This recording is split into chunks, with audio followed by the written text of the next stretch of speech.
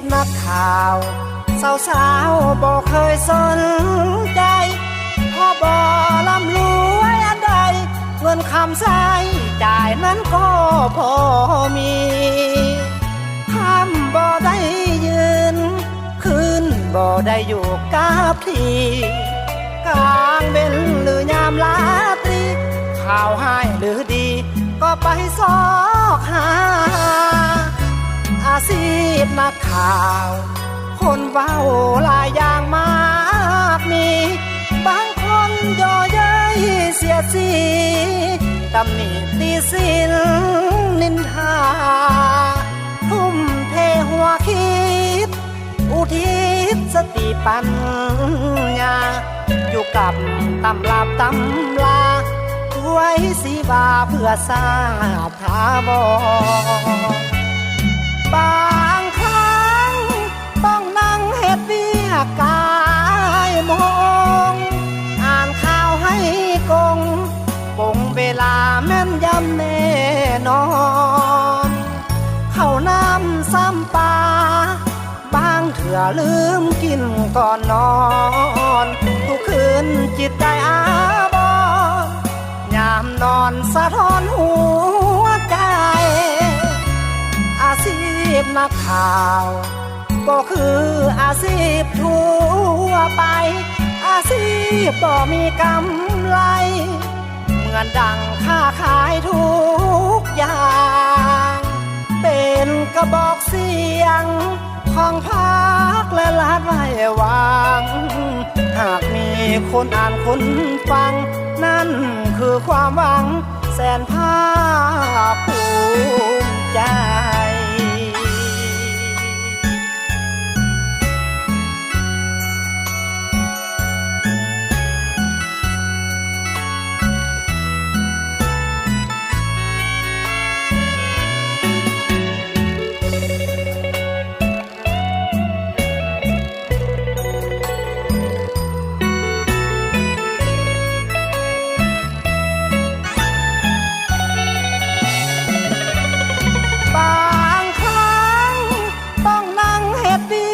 กายมอ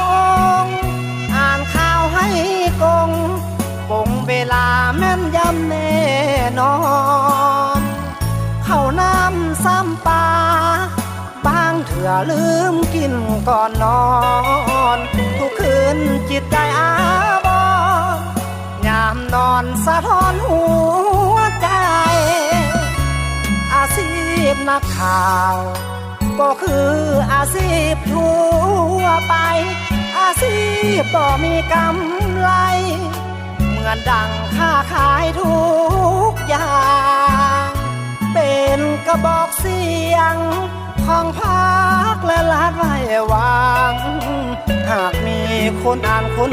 ฟังนั่นคือความหวังแสนภาคภูมิใจ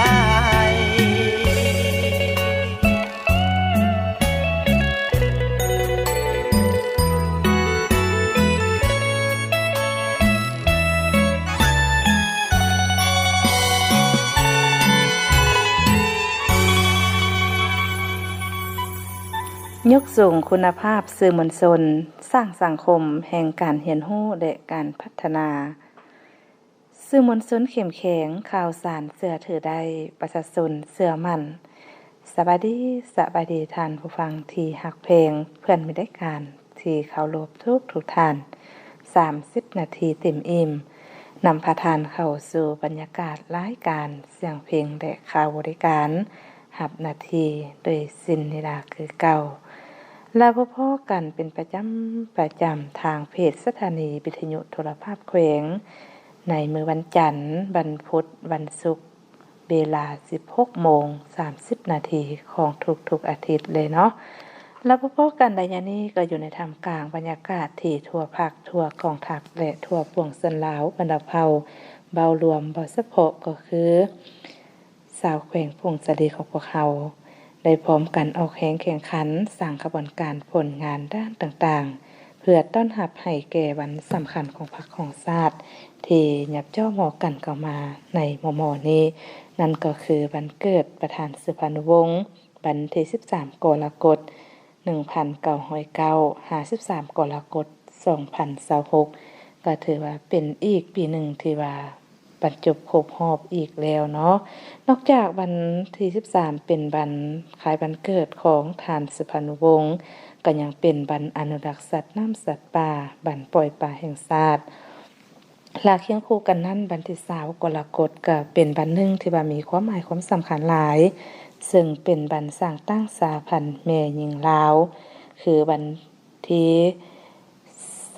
20กรกฎาคม1955 20กรกฎาคม2026ก็ถือว่าได้หมุนเวียนมาอีกเวลาหนึ่งอีกเนาะฉะนั้นก็เห็นได้ว่าหลายภาคส่วนก็ได้ถือวันสำคัญนี้เป็นวันหนึ่งที่ว่าพบปะสร้างสรรค์หัดแน่นความสามัคคีหรือว่าเป็นการระลึกถึงคุณงามความดีหรือว่าเป็นการระลึกถึงบรรพบุรุษที่ได้อุทิศเลือดเนื้อเหือดแห้งเข้าในการปฏิบัติ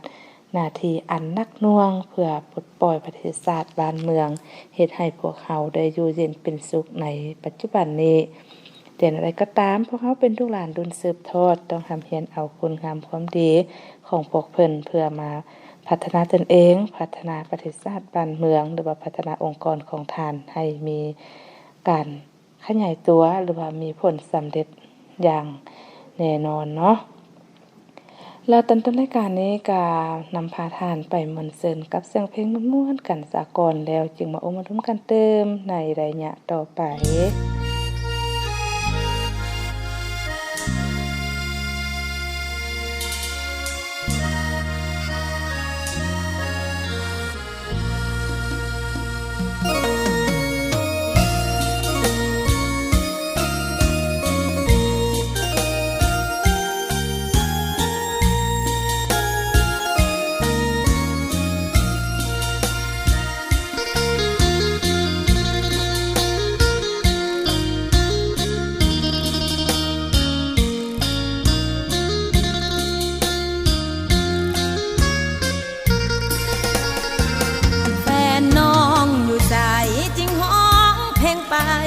ประกาศข่าวอายอยู่เมืองไทยเมืองลาวไปกินไข่ดาวกับไผ่นอสายอายอยู่เมืองนอกขอกนาหรือว่าแดนไกลน้องไม่คิดฮอดหลายบ่เห็นอายกาดาวคืนมาคิดฮอดอายแห้งยามตาเป็นแดงคอยเบิ่งท้องฟ้าสีครามคืออายคนงามนั้นจะมาหา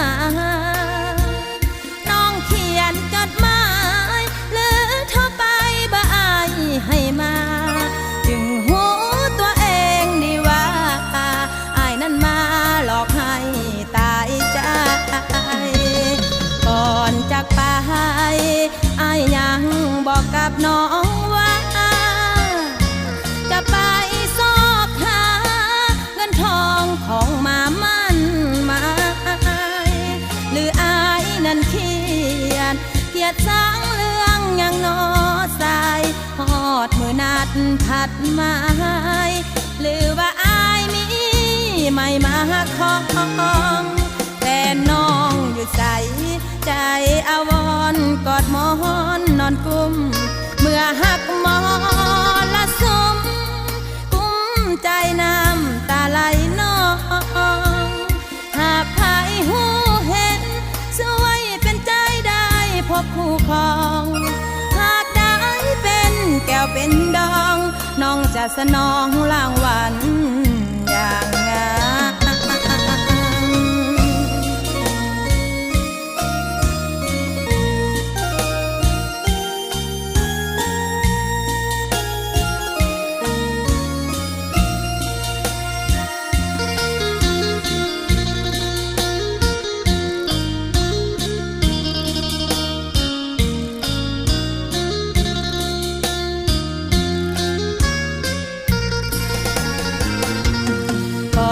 จากไปอายยังบอกกับน้องว่าจะไปซอกหาเงินทองของมามั่นหมายหรือ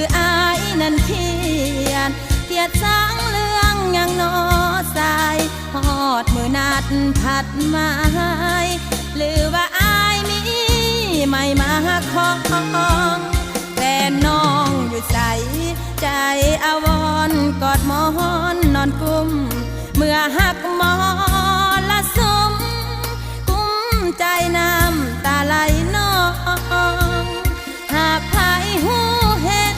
ช่วยเป็นใจได้พบคู่ครองหากได้เป็นแก้วเป็นดองน้องจะสนองรางวัลอย่างงาม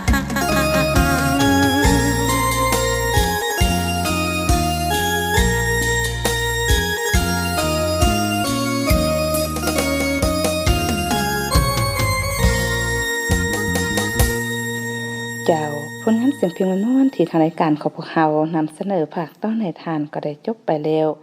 มีรายการที่ฮักเพลงพอๆกันอย่างนี้เกิดอยู่ในท่ามกลางบรรยากาศคือขึ้นมวลซืนกับการสร้างขบวนการหรือว่าทุกเงื่อนไขเพื่อคำนำขับต้อนกองประชุมสื่อมวลชนทั่วประเทศครั้งที่1ซึ่งจะได้จัดขึ้นอยู่ในวันที่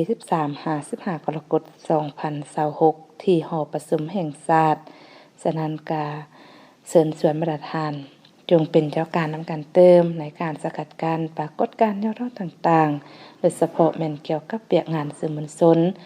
เป็นต้นกับแม่นการติดตามข่าวทางสื่อออนไลน์ต่างๆไม่ว่าจะเป็นทาง Facebook หรือว่า YouTube TikTok พวกเราก็ต้องมีการติดตามเบิ่งละเอียดมีการจำแนกว่าตัวใดเป็นข่าวปลอมตัวใดเป็นข่าวแท้เพราะว่ากลุ่มแกงคนบ่หวังดีนี่ก็มีหลายเด้บางเทื่อนี่เฮ็ดข่าวปลอมขึ้นมาเพื่อดึงดูดยอดได้ยอดวิวบ่เพื่อดึงดูดคนที่ว่าเข้าเบิ่งเข้าชมเนาะฉะนั้นพวกเราก็ต้องมีการพิจารณาในการติดตามข่าวทางเพจหรือว่าทางสื่อออนไลน์เพราะว่าเพื่อบ่ให้ตกเป็นเหยื่อให้กับกลุ่มแกงคนที่บ่หวังดีฉะนั้นพวกเราก็ต้องมีการติดตามพิจารณาให้ถี่ถ้วนเนาะข่าวปลอมหรือว่าข่าวมีมูลความจริงพวกเขาก็ต้องมีการจำแนกฉะนั้นมาเบิ่งวันสื่อมวลชนก็คือกับหลายๆท่านก็คงจะเข้าใจแต่บางท่านก็อาจจะบ่ได้ติดตามเบิ่งทางรายการของพวกเฮานี่ว่าบันสื่ออันความหมายของสื่อมวลชนนี่แม่นแนวใดถ้าว่าสื่อมวลชนนี่เบาแท้ๆก็คือแม่นบันนึงที่มีความสำคัญหลายเนาะตัวนี้ก็เพื่อเป็นการระลึกถึงครูว่าอาจารย์หรือว่าบทบาทของนักข่าวนี่แหละและก็ผู้ประกอบอาชีพสื่อมวลชนที่ได้อุทิศตนในการเผยแพร่ข่าวสารที่ถูกต้องรวดเร็วทันใจเที่ยงธรรมและเป็นประโยชน์ต่อสังคมก็คือนักข่าวนักจัดรายการก็เป็นกระบอกเสียงให้พรรคให้รัฐในการโฆษณา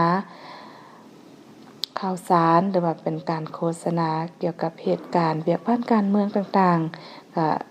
แม่นนักข่าวนักจัดรายการพวกเขานี่แหละเป็นผู้สื่อสารเบียกงานต่างๆของพรรคของรัฐให้สังคมได้รับรู้ฉะนั้นบัดนี้ก็ถือว่าเป็นการยกผลงานขององค์การสื่อมวลชนเนาะส่งเสริมจรรยาบรรณวิชาชีพพัฒนาคุณภาพของสื่อและสร้างความร่วมมือระหว่างสื่อมวลชนกับภาคส่วนต่างๆเพื่อร่วมกันพัฒนาประเทศชาติถ้าเว้าถึงความสำคัญหรือว่าใจความของวันสื่อมวลชนนี่ก็คือยกย่องบทบาทของสื่อมวลชนในสังคมและก็ส่งเสริมการรายงานข่าวที่ถูกต้องและมีความรับผิดชอบสูงพัฒนาวงการสื่อมวลชนให้มีคุณภาพและทันสมัยและก็ส่งเสริมการเผยแพร่ข้อมูลข่าวสารเพื่อรับใช้การพัฒนาศาสตร์และประชาชนบารมแล้วก็คือนักข่าวนักจัดรายการก็เป็นกระบอกเสียงเป็นมากหัวใจสำคัญอันหนึ่งในวงการสื่อมวลชนฉะนั้นก็ให้ทุกท่านจงมีสติมีการพิจารณาในการติดตามข่าวรับฟังข่าว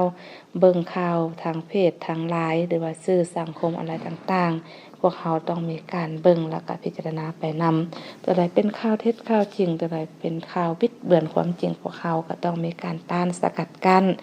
ในการได้ว่าไล่การแชร์พวกเฮาก็ต้องเบิ่งละเอียดเด้เพราะว่ามันบ่แม่นแต่เฮาคนเดียวคนนึงเนาะมันอยู่ในโลกโซเชียลฉะนั้นถ้าพวกเฮาเฮ็ดหยังทำหยังไปมันก็แน่นอนก็จะมีผลกระทบตามมาฉะนั้นก็เชิญชวนมาตรฐานจงเป็นเจ้าการนำการเติม ในการต้านสกัดกั้นปรากฏการณ์แนวท่อที่ว่าโจมตีหรือว่าบิดเบือนความจริงเกี่ยวกับเบียกงานสื่อต่างๆโดยเฉพาะเป็นสื่อมวลชนเนาะตัวนี้ก็เป็นเบียกงานสำคัญอันหลักของการพัฒนาประเทศชาติบ้านเมืองก็ว่าได้มีทางรายการเพราะว่าอยู่ในขันหลักฐานหรือว่าท้องถิ่นของพวกเฮาก็จะมีการโฆษณาผ่านทางโทรโข่งของบ้านและของเมืองหรือว่าจะเป็นการแจ้งข่าวสารสร้างบรรยากาศพุดพื้นบ่นำเอาในความหมายสำคัญต่างๆของกองประชุมมาออกทางรายการบ่ว่าจะเป็นกองประชุมเกี่ยวกับเบียกงานเศรษฐกิจต่างๆหรือว่าเบียกงานการเมืองของพวกเฮาก็ถือว่าได้ออกเสียงถ้าว่าลงทางFacebook หรือว่าทางเพจสถานีของพวกเฮาก็จะมีทางภาพทางเสียงท่านสามารถติดตามรับชมรับฟังได้เจ้ามีทางรายการที่หักแพงมาเหาะนี่เป็นหน้าที่จากทางรายการของพวกเฮาก็รู้สึกว่าหยัดยายใส่สวยฮอดได้หยาสุดท้ายปลายชั่วโมงกันแล้วก่อนจะจากกันไปผู้ดำเนินรายการก็มอบผลงานเพลงหนึ่งเติมเพื่อเป็นการสร้างความเบิกบานเหมือนเซินเสียงเพลงพร้อมเวลาจบลงผู้ดำเนินรายการพร้อมกับทีมงานได้การเสียงเพลงในข่าวบริการลาทานผู้ฟังไปก่อนเด้อพบกันใหม่ในมื้อหน้าโมงเก่าแบบนี้สบายดี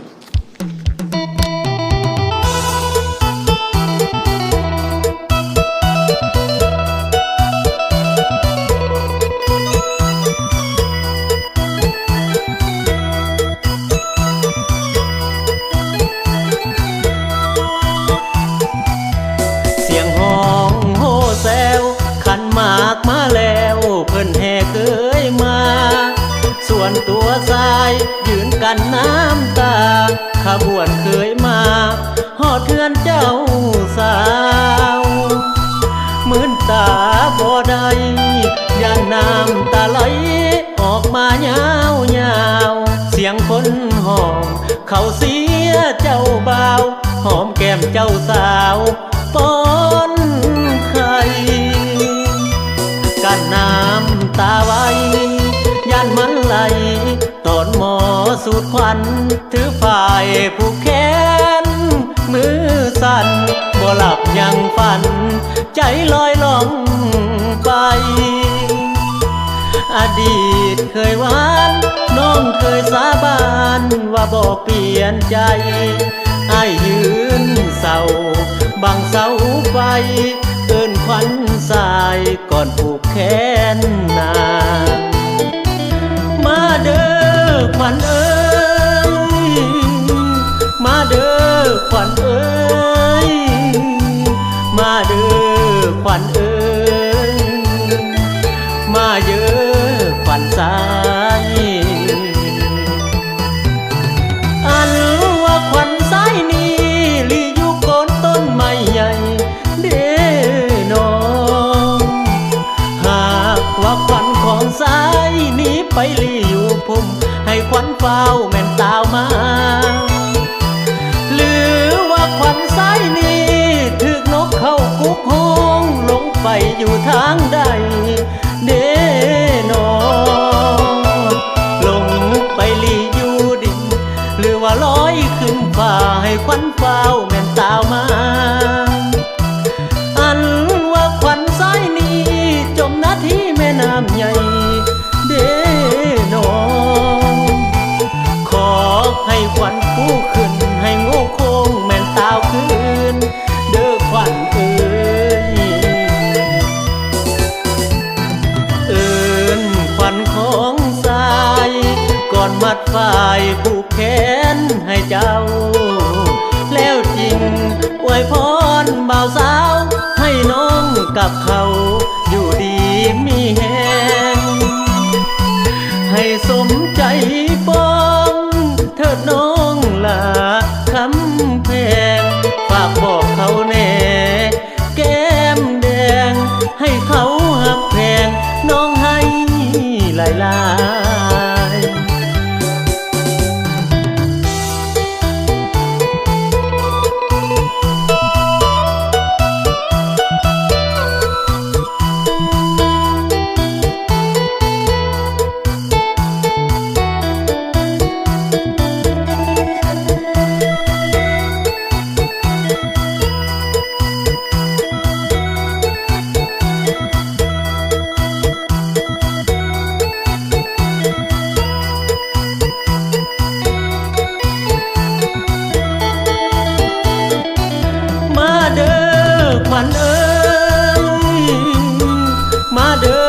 ขวัญเอ้ย